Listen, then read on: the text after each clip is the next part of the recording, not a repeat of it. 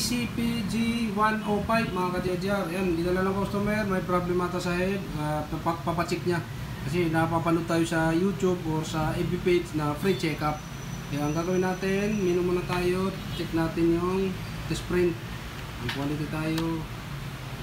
Tingnan natin ang nozzle check.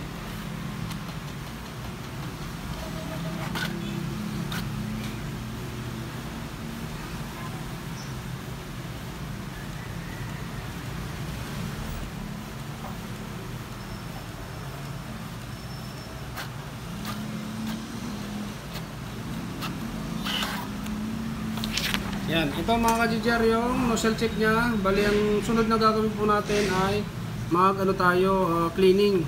Head cleaning tayo mga ka-JJR. Pagka hindi po kinaya dyan, bubombayin po yung printer head.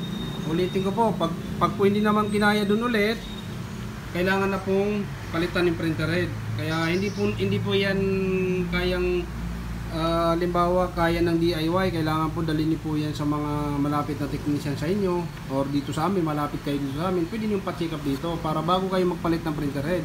Kaya ito, normal na ulit, head cleaning na po tayo.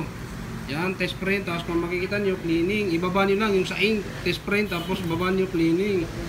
Yan po, yan. Tapos black, colored, all natin kasi wala lahat eh. Kaya okay natin, cleaning. Yan. Yeah, ganun lang po mag-nozzle check dito. Halimbawa, bago kayo mag-print, test print din muna para makita niyo yung printout. Para kung halimbawa marami kayong piniprint para dire-diretso, check niyo muna yung test print. Pagka okay naman po yung test print, yung nozzle check niya, yun, saka kayo mag-print ng sabay-sabay na. At least hindi sayang yung bond paper niyo. Na nag-print kayo, may problem pa yung printout. Kaya ito, tinuturo namin yung mga ganitong basic lang para sa mga printer nyo. Tapos yung mga hindi po kaya talaga ituro dito sa video, kailangan po ng technician. Kaya po yung mga technician, pwede kayo magpa-check sa kanya. Yan, kaya yun, wait nyo na lang po yan mga ka-JJR.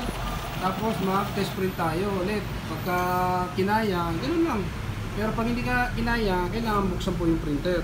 Kaya kung hindi po kayo marunong magbukas ng printer, huwag niyo pong basta-basta bubuksan.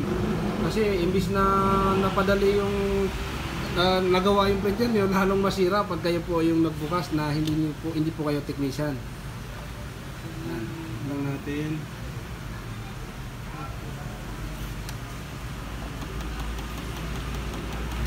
Binidyo ko to mga ka-JJR kasi wala tayong ganitong model.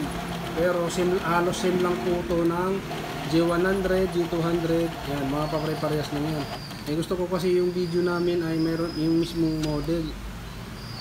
Yun, kung hindi pa kayo nakapag-subscribe, subscribe na po kayo para ma-update kayo sa mga bago naming video. Yan, ulitin natin ulit, test print, tapos restart kahit alin dito po.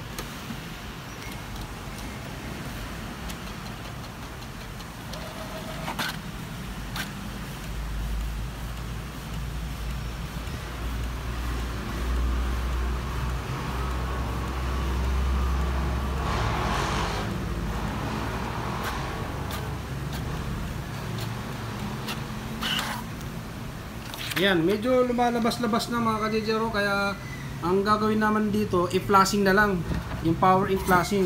Kaya yun, para hindi umaba yung video, puputulin ko na lang, hanggang dito na lang mga ka-JJR. Huwag niyo pong kalimutan, i-like yung video natin. Maraming salamat.